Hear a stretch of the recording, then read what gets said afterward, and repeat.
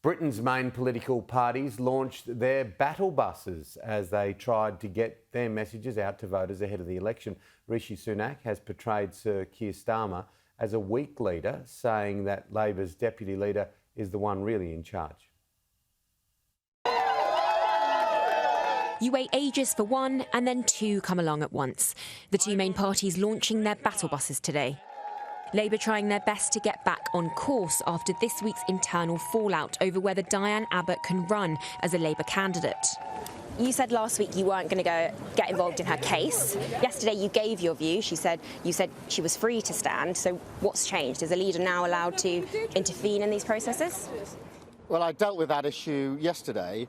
Today is about taking our argument to the country and getting people back to work. There are millions of people who aren't in work, who are on benefits, who desperately want the dignity and respect of being back to work. We're putting our plan on the table to reform job centres so that they can actually be places that support people back into work, to making sure that we've got a plan for economic inactivity.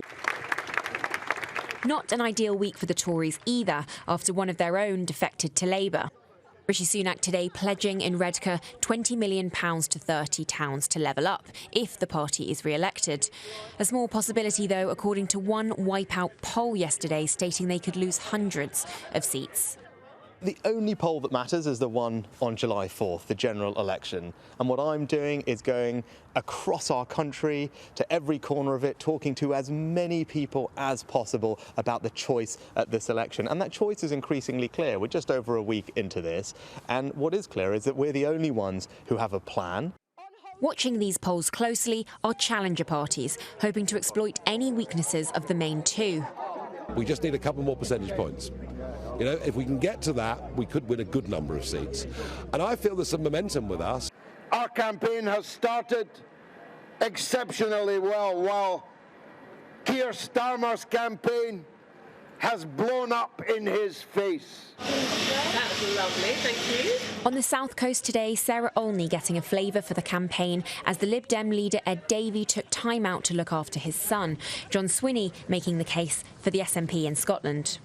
The triple whammy of austerity, Brexit and the cost of living crisis, and all of these are a product of Westminster decision-making.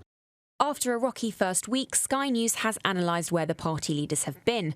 For Rishi Sunak, 18 out of his 20 visits were in constituencies Boris Johnson won in 2019. The Conservatives desperate to cling on to them. For Keir Starmer, the majority are Tory seats that Labour hope to win this election. With buses now on the road, but polls less on the move, the tone going into week two, Tories on the defence, Labour firmly on the attack.